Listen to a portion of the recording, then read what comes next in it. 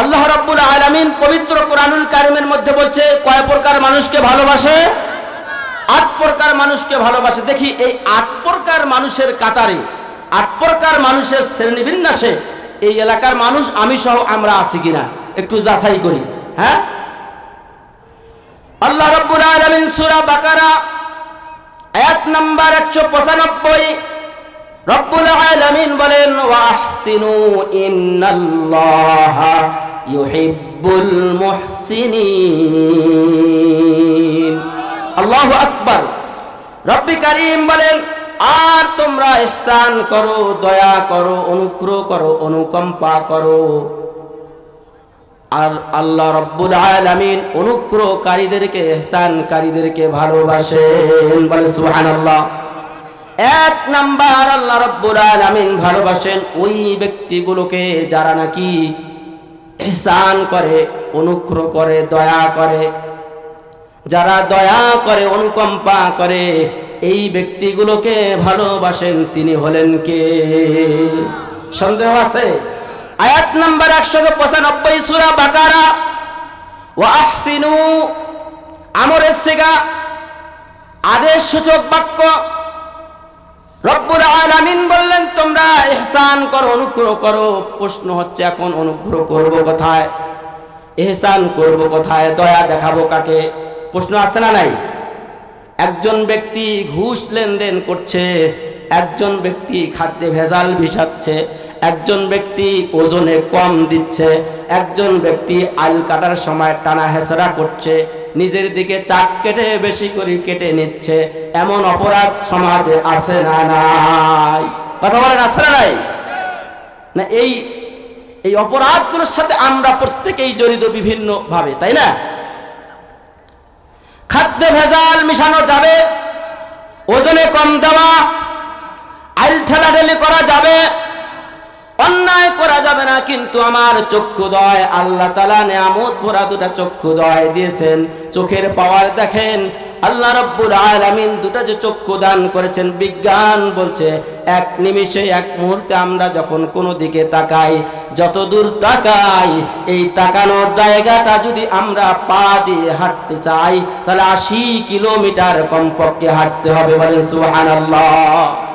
আমরা চক্ষু দিয়ে এই দিকে যদি তাকাই, এই দিকে তাকাই, যেদিকে তাকাই, এই চক্ষু দিয়ে যা তাকাই, এই তাকানোর এই এরিয়াটা, এই পথটা আমরা যদি পা দিয়ে চলি কত কিলোমিটার হাঁটতে হবে? 80 কিলোমিটার হাঁটতে হবে। তাহলে এই চক্ষু যে রব্বুল আলামিন আমাকে আপনাকে দান করলেন, সে মহান রব্বুল আলামিনের কাছে চক্ষু চাই নাই, দৃষ্টিশক্তি চাই নাই, কিন্তু মায়ের গর্ভ থেকে আমরা এটা পেয়েছি, জন্মের পরে আমরা পেয়েছি। বলেন আলহামদুলিল্লাহ। এই চক্ষু দিয়ে আমরা যখন অন্যায় করতে দেখি, অন্যায় করি, অন্যায় ধরি, আমরা যখন এই অপরাধগুলোকে দেখি, ওই অপরাধীদেরকে আমরা যদি দয়া করি তাহলে কে দয়া করা হবে? দয়া করা হবে। এই দয়াকারীদেরকে কি আল্লাহ ভালোবাসে? দয়া করতে বলেছে, অনুগ্রহ করতে বলেছে কাকে? দয়া করতে হবে কাকে? গরিব, মিসকিন, অসহায়, বিপদ বালা মুসিবতে যারা পড়েছে ন্যায়ের পক্ষে থেকে, তাদেরকে দয়া করতে হবে। একজন মা রাস্তা দিয়ে হাঁটে আর বসে, অথবা কোনো ব্যক্তি সিঁড়ি বেয়ে উপরে উঠতে পারছে না, এমন বৃদ্ধ বাবাজি যদি চোখে পড়ে, কোনো ব্যক্তি যদি পানি খেতে চায়, পানিটা তুলে খাবে, খাওয়ার সামর্থ্য নাই, রোগী এমন হয় কিনা? কোন ব্যক্তি যদি কষ্টের মধ্যে থাকে, বিপদ মুসিবতে পড়ে, আপনার চোখের সামনে যদি চলে আসে, তখন ওই দুর্বল ব্যক্তিগুলোকে কাজ করতে পারছে না, সামর্থ্য কুলাচ্ছে না, ওই ব্যক্তিটাকে দয়া করা, আল্লাহর পক্ষ থেকে দয়া করা। আর এমন জায়গায় কেউ যদি দয়া করে, আল্লাহ রাব্বুল আলামিন বলেন আমি তাদেরকে ভালোবাসি। বলেন সুবহানাল্লাহ।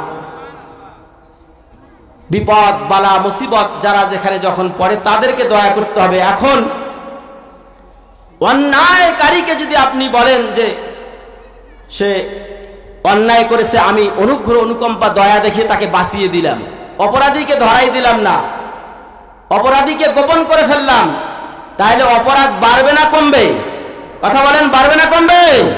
নিশ্চয়ই বাড়বে, তাহলে সেখানে দয়া করা যাবে না। তাহলে আমরা আমাদের ব্যক্তি জীবনে, পারিবারিক জীবনে, রাষ্ট্রীয় জীবনে, সামাজিক জীবনে, প্রত্যেকটা অঙ্গনে আমার জীবন দয়ায় ভরপুর থাকবে। কথা বলেন ঠিক কিনা? আল্লাহু গফুরুর রহিম, ইন্নাল্লাহা গফুরুর রহিম, নিশ্চয় আল্লাহ তাআলা দয়াশীল এবং ক্ষমা করেন। নিশ্চয় আল্লাহ তাআলা ক্ষমাশীল এবং দয়ালু। আর রহমানির রহিম, তিনি অত্যন্ত দয়ালু এবং অত্যন্ত দয়াবান।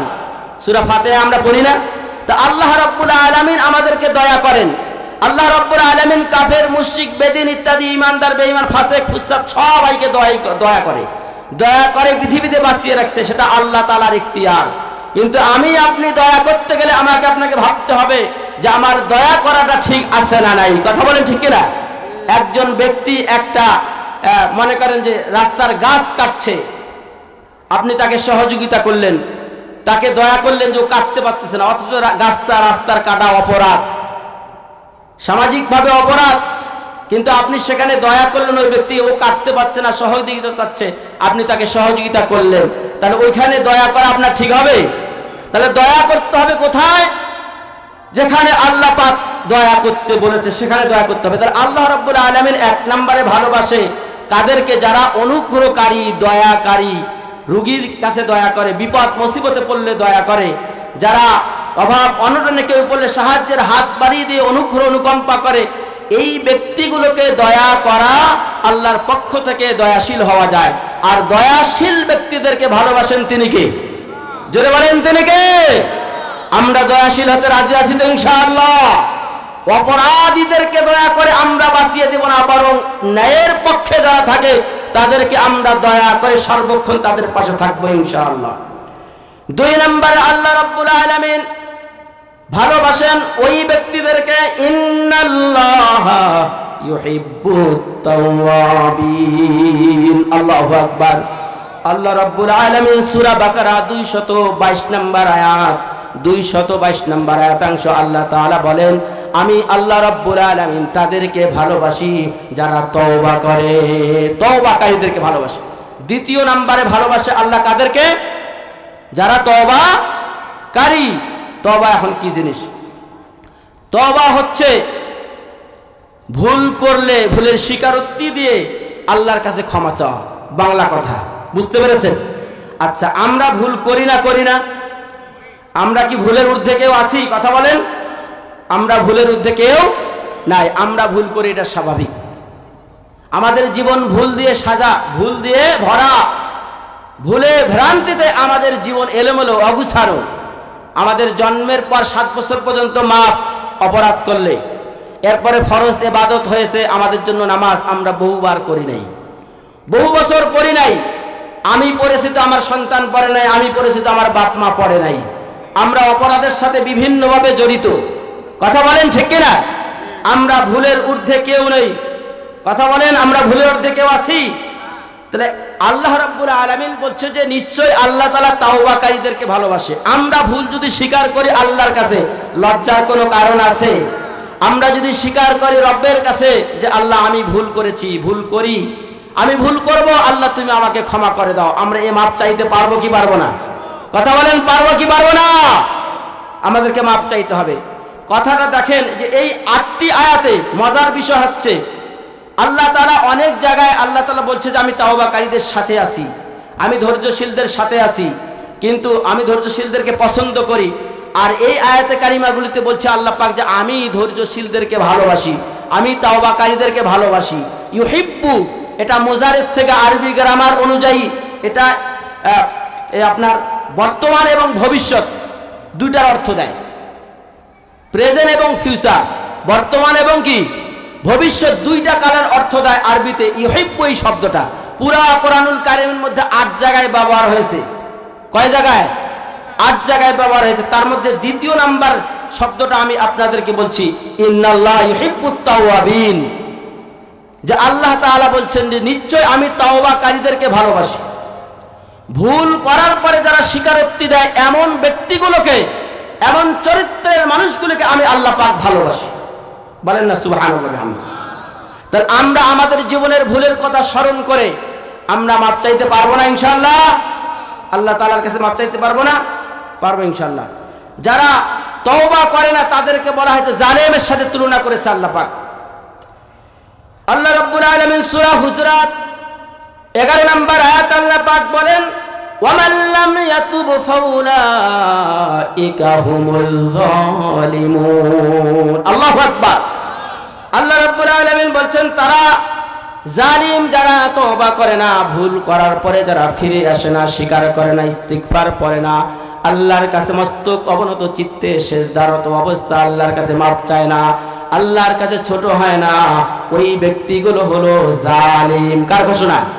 ওয়ামান লাম ইয়াতুব ফাউলাইকা হুমুল যালিমুন, সূরা হুজুরাত আয়াত নাম্বার 11। এই আয়াতে কারিমা আল্লাহ পাক বলছে তা আপনি আমি কি জালিমের কাতারে থাকতে চাই? কথা বলেন। আমরা যদি জালেমের কাতারে থাকতে না চাই তাহলে আমরা আমাদের জীবনের ভুলগুলি চোখ বন্ধ করে বালিশে মাথা রেখে আমরা ইবাদতের মধ্য দিয়ে খেয়াল করব আর আল্লাহ তাআলার কাছে ক্ষমা চাইব। রাজি আছি তো ইনশাআল্লাহ? আল্লাহ আমাদের তওবাগুলিকে কবুল করেন বলে আল্লাহুম্মা আমিন। তওবা করার উপকারিতা আল্লাহ রাব্বুল আলামিন সূরা আরাফের 153 নম্বর আয়াতের মধ্যে বলেন ওয়াল্লাযীনা আমিলুস সাইয়্যাতি সুম্মা তাবু মিন বাদিহা ওয়া আমানু ইন্না রাব্বাকা মিন বাদিহা লাগফুরুর রহিম। আল্লাহু আকবার। আল্লাহ রাব্বুল আলামিন বলেন সূরা আরাফ 153 নম্বর আয়াত, যারা পাপ কাজ করে, অপরাধ করে, গুনাহ করে, অন্যায় করে, অশ্লীল ছবি দেখে, ভিডিও দেখে, অশ্লীল কথা বলে, অশ্লীল কাজের সাথে সম্পৃক্ত থাকে, আল্লাহ রাব্বুল আলামিন সূরা আরাফের 153 নম্বর আয়াতের মধ্যে বলেন আমি আল্লাহ পাকের কাছে তারা যদি ক্ষমা চায়, আমি আল্লাহ পাকের কাছে তারা যদি তাওবা করে, ফিরে আসে, ঈমান আনয়ন করে, তাদের ব্যাপারে তোমার প্রতিপালক তোমাদেরকে ক্ষমা করে দিবেন। বলেন সুবহানাল্লাহ। আমরা অপরাধ, যত রকমের অপরাধ, অন্ধকারে বা আলোতে, প্রকাশ্যে বা গোপনে, ইচ্ছায় বা অনিচ্ছায়, সগীরা হোক, কবিরা হোক, জাহিরি হোক, বাতিনি হোক, আমরা জীবনে যত ধরনের অপরাধ করেছি সব অপরাধ ক্ষমা করার যোগ্যতা, ক্ষমা করার ইখতিয়ার, ক্ষমা করার ক্ষমতা পাওয়ার আছে তিনি কে? সে আল্লাহ রাব্বুল আলামিন বলছে তোমরা যদি খালি স্বীকার করো, তোমরা যদি ফিরে আসো, আমি আল্লাহ পাক তোমাদেরকে মাফ করে দেব। আমরা কত ভুল করেছি ঠিক নাই, কত ভুল করেছি ঠিক নাই, কথা বলেন ঠিক কিনা? আল্লাহ রাব্বুল আলামিন কোরআনুল কারীমের মধ্যে সূরাতুশ শুরার 13 নম্বর আয়াতের মধ্যে বলছে শারআ লাকুম মিনাদ-দীনি মা ওয়াসসা বিহি নূহা ওয়াল্লাযী আওহাইনা ইলাইকা ওয়া মা ওয়াসসাইনা বিহি ইব্রাহিমা ওয়া মূসা ওয়া ঈসা আন আকিমুদ-দীন। আল্লাহু আকবার। আল্লাহ রাব্বুল আলামিন সূরার 13 নম্বর আয়াতের মধ্যে ঘোষণা করেছেন আকিমুদ্দিন, তোমরা দিন প্রতিষ্ঠা করো, দিন কায়েম করো, অর্থাৎ ইসলাম প্রতিষ্ঠা করো। কার ঘোষণা? আমরা কি সবাই দিন কায়েমের পথে, ইসলামের পথে, দিন প্রতিষ্ঠার কাজে সম্পৃক্ত হতে পেরেছি? কথা বলেন। আমরা আওয়ামী লীগ করি, বিএনপি করি, জাতীয় পার্টি করি, জাসদ করি, বাসদ করি, এভাবে করে আমরা এত দলে বিভক্ত বাংলার মুসলমান আমরা হয়েছি। মুসলমান দল করবে কার? কথা বলেন। মুসলমান দল করবে কার? আমরা কি সেই দল করতে পেরেছি? পারি নাই। আমার জীবন কি আমি ওই দলের সাথে সম্পৃক্ত হয়ে চালাতে পেরেছি? আমার ব্যবসা কি আমি আল্লাহর দেওয়া আইন মোতাবেক ব্যবসা করতে পেরেছি? আমি জমির ফসল উৎপন্ন করার পর আমি তার যাকাত, তার ওসর কি ঠিক মতো দিতে পেরেছি? আমি আমার স্ত্রী, বাল বাচ্চা, সমাজে কি পর্দা পুশিদা আমি কি সেট করতে পেরেছি? আমরা যাকাতের টাকা সব সময় আমরা বিলাইতে পেরেছি? কথা বলেন, পেরেছি? সম্পদ থাকার পর আমরা কি হজ করতে পেরেছি? আমরা এভাবে নানান ভাবে অপরাধ, ভুল ত্রুটির সাথে আমরা জড়াই আছি। কথা বলেন ঠিক না বেঠিক? আমরা আসি না এভাবে নানান অপরাধের সাথে? তো এই ভুলগুলো থেকে আমরা ক্ষমা চাবো কিভাবে? এই ভুলগুলো থেকে আমাদেরকে বেরিয়ে আসতে হবে কিনা? এই ভুলগুলি স্বীকার করে আল্লাহর কাছে আমাদেরকে তওবা করতে হবে খালেস নিয়তে। যদি আমরা তওবা করি তাহলে আল্লাহ পাক কবুল করবেন এবং আমাদের গুনাহগুলি মাফ করে দিবেন, আল্লাহ তাআলা ঘোষণা করেছেন। আর আমরা যদি তওবা না করি তাহলে আমরা কি হব? আমরা জালিম হয়ে যাব। তওবা না করলে আমরা কি হব? কথা বলেন, তওবা না করলে আমরা কি হব? জালিম হয়ে যাব। আমরা তো জালিম হতে চাই না কেউ, তাই না? তাহলে জালিম যদি আমরা হতে না চাই তাহলে আমাদেরকে তওবা করতে হবে। তওবা করার নিয়ম কিভাবে করব? সূরাতুত তাহরিমের 8 নম্বর আয়াত আল্লাহ রাব্বুল আলামিন বলেন, ইয়া আইয়ুহাল্লাযীনা আমানু তুবু ইলাল্লাহি তাওবাতান নাসুহা। আল্লাহু আকবার। খালেস নিয়তে, ভুলের স্বীকারোক্তি দিয়ে আমাদেরকে তওবা করতে হবে। দেরি করা যাবে না, তাড়াতাড়ি আমাদের তওবা করতে হবে, তাড়াতাড়ি তওবা করতে হবে। এ ব্যাপারে সূরা নিসার 17 নম্বর আয়াতে আল্লাহ পাক বলছে, ইন্নাত তাওবাতা আলাল্লাহি লিল্লাযীনা ইয়ামালুনা আস-সুআ বিজাহালাতিন সুম্মা ইয়াতুবুনা মিন করিবিন ফাউলাইকা ইয়াতুবুল্লাহু আলাইহিম ওয়া কানা আল্লাহু আলিমান হাকীমা। আমরা যদি তাড়াতাড়ি তওবা না করি, দেরি করি, আজকের এই মাহফিল থেকে আলোচনার কোনো সিদ্ধান্ত না নেই, বুঝি বুঝি করে যদি আমরা কাটে, আর যদি মৃত্যু হয়ে যায়, আমার আপনার মৃত্যু জাহিলিয়াতের হয়ে যেতে পারে। ঘোষণা কার? সূরা নিসা আয়াত নাম্বার 17, খুলে দেখবেন। তা আমরা নানান দলে বিভক্ত, নানান গোত্রে, নানান ফ্যামিলিতে আমরা বিভক্ত। এমন ভাবে আমরা মিশে গেছি, আমরা ভুল করার পর স্বীকার করে না, ভুলে ভরা জীবন গড়িয়েছি। কথা বলেন ঠিক কিনা? আমরা আব্বা আম্মার সাথে অপরাধ করে গুনাহ করেছি, দাদা দাদির সাথে অপরাধ করে গুনাহ করেছি, আমরা ছাত্র শিক্ষকের সাথে অপরাধ করে গুনাহ করেছি, আমরা সমাজে ক্রেতা বিক্রেতার সাথে গুনাহ করেছি। আমরা এত পরিমাণ এমনভাবে আমরা গুনাহে নিমজ্জিত ঢুকে পড়েছি, আমরা বলতেই পারবো না আমরা জীবনে কত গুনাহ করেছি। কথা বলেন ঠিক কিনা? আমরা বলতে পারবো? আমাদের হিসাব আছে। অথচ দেখেন, আমি একটা পয়েন্ট আপনাদেরকে বলছি এখানে গুরুত্বপূর্ণ, সেটি হচ্ছে আন আকিমুদ্দিন আন আকিমুস সালাহ। আল্লাহ রাব্বুল আলামিন নামাজকে যেভাবে কায়েম করতে বলেছেন, ফরজ করেছেন, নামাজ পড়া যেমন 7 বছর পর 10 বছরের মধ্যে পড়া ফরজ আমার আপনার জন্য, ঠিক সেভাবে অনুরূপভাবে কোনো পার্থক্য নাই। আন আকিমুদ্দিন, দিন কায়েম করা ফরজ। সূরা 13 নম্বর আয়াত।